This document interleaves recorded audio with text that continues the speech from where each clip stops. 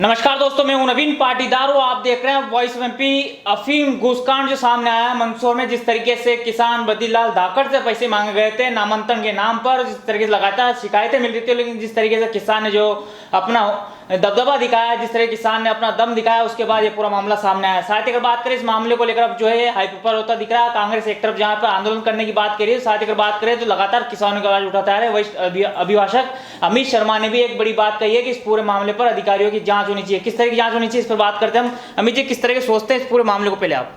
नहीं, ये जो है मामला काफ़ी गंभीर है और इसमें जिस प्रकार से एक किसान को प्रताड़ित परेशान किया जा रहा था और उसने हिम्मत दिखाकर जो कार्रवाई करवाई है सीबीआई से, ये बहुत सराहनीय कदम है उसका।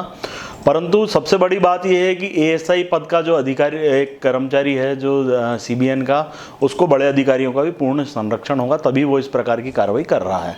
क्योंकि देखा गया है कि लंबे समय से कई बार जो है सीबीएन के अधिकारी एक कोटा में शशांक यादव नामक मिठाई के डब्बे में जो है रुपए लेके जा रहे थे, तो ऐसे लोगों को पकड़ा गया है। बीच में भी एक वीडियो वायरल हुआ था, एक प्रमोद करके जो आरक्षक थे यहाँ नीमच में, उनका वो भी जो है पैसे लेकर जो है नाम कम करना, बढ़ा देना, इस प्रकार की जो है बातें कर रहे थे। तो ऐसे कई मामले हैं। तो यदि लगातार पकड़ में आ रहे हैं ऐसे मामले, तो कहीं ना कहीं जो है लोकायुक्त को भी इसमें एक कदम आगे बढ़ के जो है इनके आय संपत्ति की जांच करनी चाहिए। और यदि केंद्र का मामला है तो इसमें सीबीआई जांच कर सकती है। सीबीआई को पूरा अधिकार है और सीबीआई को आय संपत्ति की जांच कर पता करना चाहिए कि कौन जो अधिकारी है ईमानदारी से काम कर रहा है और कौन जो है इस प्रकार भ्रष्टाचार कर रहा है। अमित जी, क्या आप ये भी सोचते हैं जिस तरह की अफीम उत्पादक इलाका, यहाँ पर अफीम की तस्करी भी होती है, साथ ही बात करें जिस तरह के केस बनते हैं, और खासकर अभी हाल ही में जो मंदसौर मामला सामने आया, तो क्या मानते हैं अधिकारियों ने, नारकोटिक्स ने जिस तरीके से एक अफीम किसान को क्या धन उगाई की मशीन समझ रखा? नहीं, बिल्कुल। अफीम किसानों का जो शोषण हो रहा है लंबे समय से हो रहा है, कोई आवाज़ नहीं उठाता है उसके लिए। हमारे नेता हैं जो, उनको भी इस संबंध में जो है आवाज़ उठानी चाहिए।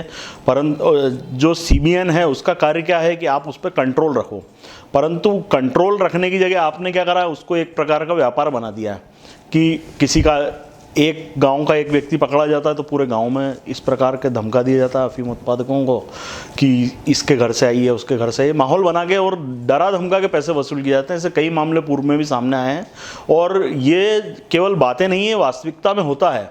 क्योंकि हमने खुद ही देखा है, कई बार ऐसा होता है कि जो मेन आरोपी तो को पकड़ा, जिसको उसके साथ में जिसके यानी कॉल डिटेल्स निकालेंगे, जिसने बात करी, वो बात करी, उन तक को भी चमका दिया जाता है और उनको कि तुम्हारी कॉल डिटेल आ रही है, तुम्हारा नाम आ रहा है, और परेशान होकर भागते हैं, हमारे पास आते हैं, फिर हम उनसे पूछते हैं। कई बार ऐसे कई मामले आते हैं और डराया धमकाया और प्रताड़ित किया जा रहा है लंबे समय से। जिस तरीके से विभाग के द्वारा कहा जा रहा था कि पूरा सिस्टम डिजिटल हो चुका है, किसानों के घर पे पट्टे दिए जा रहे हैं, किसी से उगाई नहीं की जाएगी, लेकिन क्या मानते किस तरीके से एक बड़ी मोहर लगी है के मुंह पर भी, और जिस तरीके से सीबीआई ने जो दावे किए थे?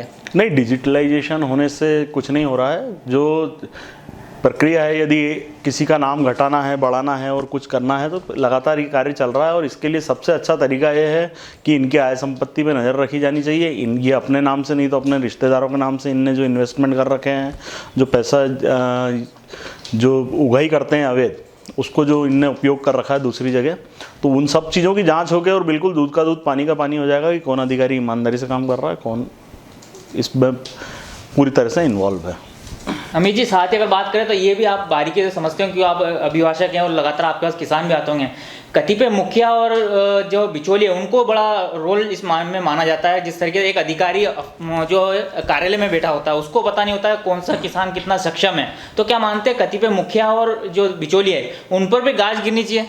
नहीं, बिल्कुल। इनका जो नेटवर्क है, इनका काम ही यही है कि ये जो इनने एक नेटवर्क बना रखा है इस प्रकार का, हर गांव में, हर जगह, जो जिनको ये अपना मुखबिर कहते हैं, मुखबिर ये काम नहीं करते हैं, मुखबिरी का काम कम करते हैं, परंतु वो गांव में जो है लोग अफीम उत्पादक हैं, ये इसके पास इतना पैसा है, इसके पास इतना, ये ऐसी मुखबिरी भी उनको बताते हैं।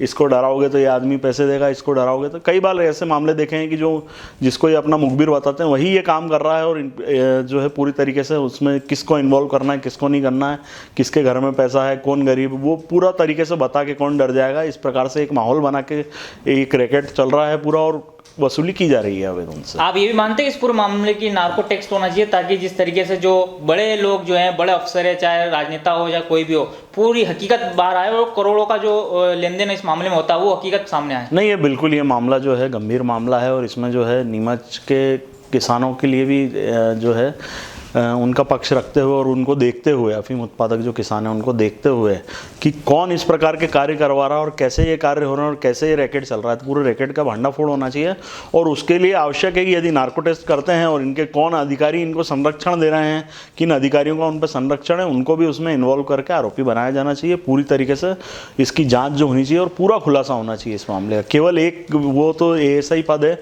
वो एक मोहरा है, ऊपर से लेकर नीचे तक पूरे कुएं में इसमें भांग घुली हुई है और कहीं ना कहीं इसमें जो है बड़े वरिष्ठ अधिकारी भी दोषी हैं बराबर। तो सुना आपने, ये थे वरिष्ठ अभिभाषक अमित जी शर्मा, जिनसे हमने बात की किस तरीके जो मंदसौर में जो घुसकांड सामने आया, जिस तरीके से जो मामले रिश्वत ली गई थी, उसके बाद बड़ा आरोप अमित जी ने लगाया कि इस पूरे मामले की जांच होनी चाहिए, साथ ही बात की है नार्को टेस्ट होना चाहिए और इन तमाम जो अधिकारी उनकी संपत्ति की भी जांच होनी चाहिए ताकि हकीकत बाहर आए।